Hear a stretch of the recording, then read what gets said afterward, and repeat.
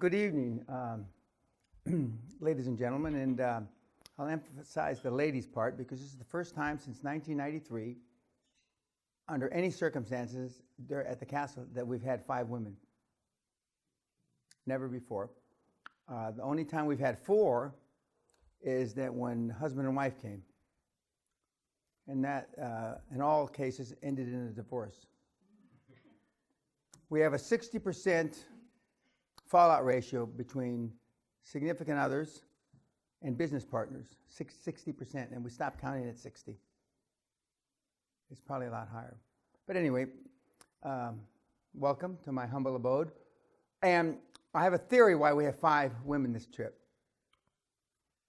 It's leap year, 29 February, and in America or in the Western world, including here, I believe, women can ask men out and to get married and that kind of stuff. And the first seminar of this year was in February before leap year started. And the first seminar we have after the 29th of February, lo and behold, we've got 5 women. To say that I'm not going to change a seminar any is an understatement. If I don't change it for goddamn nuns and fucking priests or clerics, I'm certainly not going to set it for 5 slags from different parts of the world. I turned down an 8-year-old to come to the seminar recently. 8-year-old girl. That's a little young. In fact, the youngest prior to the last seminar was 13 years old, and in hindsight, that was too young. So 15 is about the limit for kids and age. But thank you. I've seen a couple of you already. I've talked to you, and each and every one of you, I will spend some time individually, privately. But I want not that I need to put out ground rules because I'm way past that. After almost 23 years of this, 23 years it'll be in May, but it's quite interesting. 1, we have 5 women. 2, the political ramifications of the world right now, and the things that are happening in Iran, etc. And I'm not going to make a political statement because I've never used this as a political forum. And we'll talk tomorrow in the seminar about my endorsement of Donald Trump a couple of days ago. But other than the death threats that I've received, which you know where I live, if you're man enough, come and see me.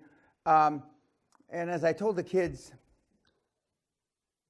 if you're so fucking stupid not to utilize all my free content, and you get bogged down with my politics, that's the reason you're fucking poor.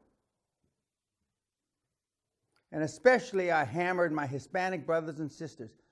Pendejo cunts that you are, or pendeja cunts. You can look up what pendejo means. And it's why the kids are poor. Now we have a few people in the audience, this group, not audience, but group, that are very well educated. That's too bad. We have a few of you that have made a few bucks, a few shekels. That's too bad. Because contrary to what you might have thought, neither of those are assets to what you're going to go through in the next week. And in some regards, it's a detriment, the education and the fact that you've been able to make a few bucks before you were exposed to QLA. And as I've said countless times, ad nauseum, the real beef in the seminar comes at the end. It's like sex. It all comes at the end. The first 3.5, 4 days, we talk about why you're fucked up.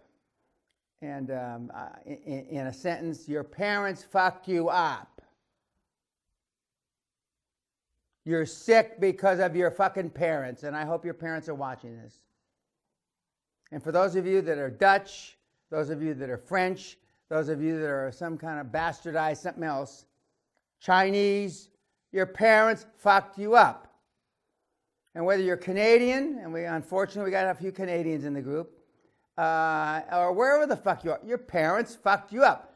Self-esteem is built the first 7 or 8 years of life.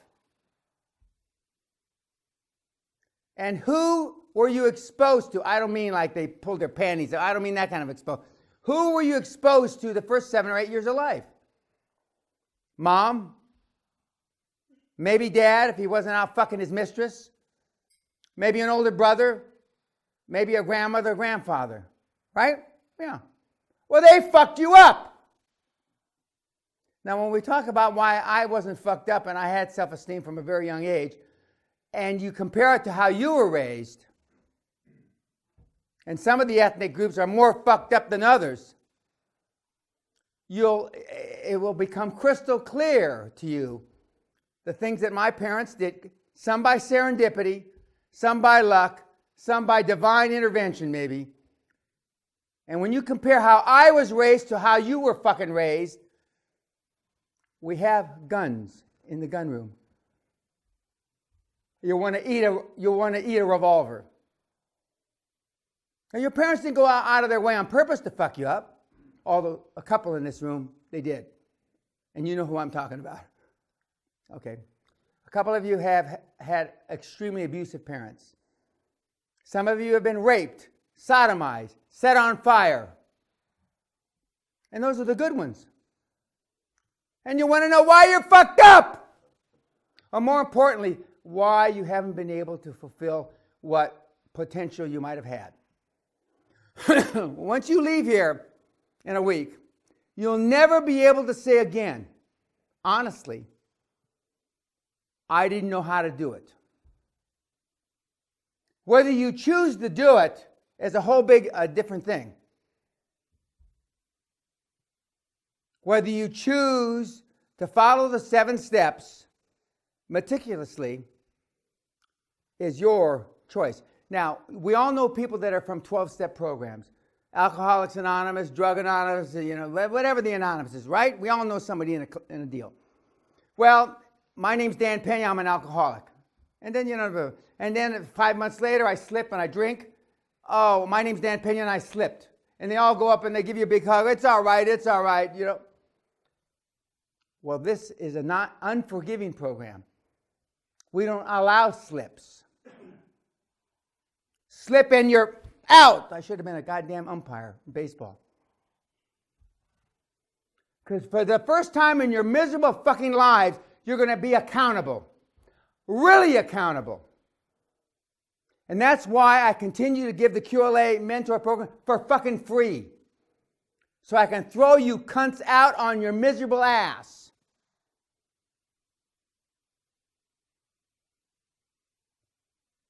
Some of you think, or I'm told, that the seminar is expensive. I've been given a check for $100,000 when they graduate. Dan, this is what I thought it was worth. $100,000 for the measly pennies that you're paying.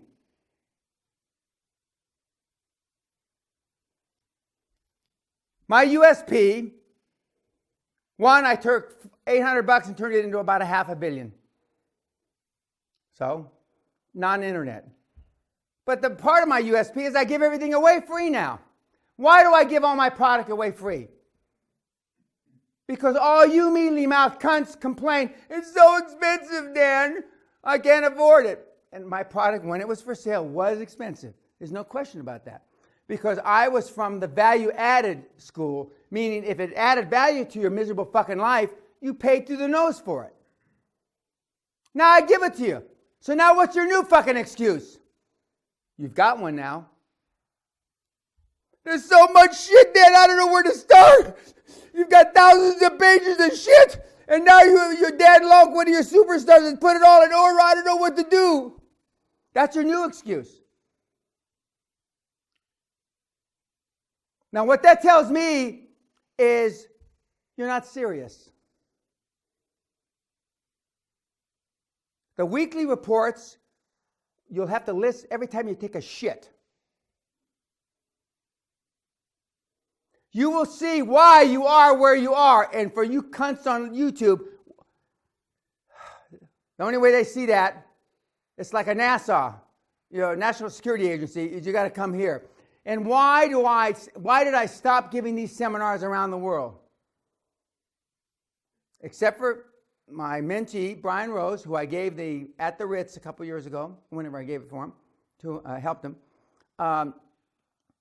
I haven't given a seminar outside this castle this century.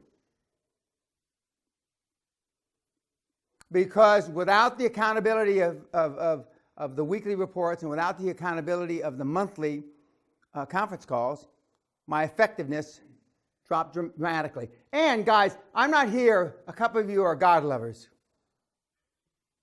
Allah, give me patience.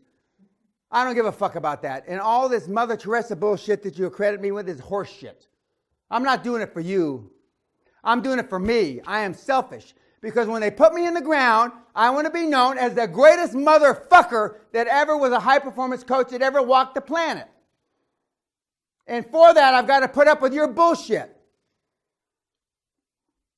For those of you that don't know, Brian Rose put a clip on me saying, as a teaser on the internet about me saying that if Donald Trump is going to rock the world. It's gone viral. I say nothing politically correct. And the best thing about Donald Trump is he's not politically correct and he's telling the world we're fucked up. He's telling mistruths just like all the other politicians. He's stepping on his dick just like all the other politicians. But so what? Has the current president of the United States come through on any of the fucking shit he said he was going to do? 5%. So how's that different than any other cocksucker that ran for office? Except Donald doesn't give shit, very much like me, what you think of him. And he's financing his own deal. But if Allah says, if it's Allah's will that he's elected, you have no fucking idea. The world has changed. Well, the world has changed anyway. But you have no idea what's going to happen in Washington. And that's why they're fighting so fucking hard to keep him from winning. He's going to reduce head count 60, 70%. Can you imagine that? 60 or 70%. And if he wins, it's a long shot, probably won't, you have no idea what's going to happen to Britain. I have no idea. Allah doesn't know who's going to be fucking prime minister here. And the people are fed up to here with the political correctness. They're fed up to here with lying politicians. They're fed up to here with people, the big banks paying the politicians. And, in my judgment, political correctness is a manifestation of lack of self-esteem. All you have the same thing on your paper. Low self-esteem, you call it something else. A couple of you that have made a few shekels think you have high self-esteem. Well, we're going to prove to you fucking have no self-esteem. People only come to me for two fucking reasons, kids. And I call you all kids because you're either, I'm old enough to be your father or grandfather. Because of desperation or inspiration. There's two or three of you, which I chuckle when I say this, think you came here because you're fucking inspired. What are you smoking? Whatever it is, if it's not addictive, give me some. People don't come here and pay 20 grand because they're fucking anything other than desperate. You call it whatever the fuck you want. Because you've tried. Now, a few of you just discovered me. Allah. And I'm not slagging off Allah, so don't give me any shit on the fucking YouTube. Praise Allah. It was Allah's will. But most of you have tried every other fucking means known to man. Every other fucking means. Except sacrifice. Because you're all weenies. And you were raised by weenies. And they were raised by weenies. And that's why you're fucked up. It was Allah's will. I was raised by an alpha male motherfucker. I didn't know that men weren't alpha males till I was 20. When I went in the Army, volunteered for the draft, the Vietnam War, and they're all complaining. God, this is a motherfucker booting that beat. In those days, in 1966, they fucking beat you in boot camp. I said, fuck, you should have lived at my house. I thought it was easy. Some of you in this room have never been slapped, never been in a fight, never bled. I can't even imagine that. Even my wife has punched people, when you punch bullies in the mouth. Now you go to jail. It's not fucking funny. That's why you're fucked up, and that's why you're fucking poor. Many of you have read about all the financial instruments in the world. Well, I'm going to teach you how to play the financial orchestra here. Financial orchestra. Because the biggest myth in the world is there's no money out there. That's horseshit. What there is a shortage of is good deals. And we're going to teach you how to price deals. We're going to teach you how to find them. And it all starts with a mentor, a dream team, etc., that I've been using personally for 45 years and as a coach, high-performance coach, for the last almost 23 years. And I do believe in stupid questions. I want to make sure you understand that. I told you what, except for the 2 or 3 that came in at the last minute, I told you what to fucking read to be prepared. For your fucking sake, I hope you are. Because I will rip your fucking head off and shit down your neck. You think you've been embarrassed before? You don't know what fucking embarrassment is. Because that's the world I live in. If you were at war, you'd all be dead. You'd all be dead. Now, I normally at this time, in the spirit of brotherly love and kindness, say, are there any questions? But I'm not tonight. But welcome to my humble abode. My wife, Sally, our estate manager, Craig. And I expect you to be on fucking time.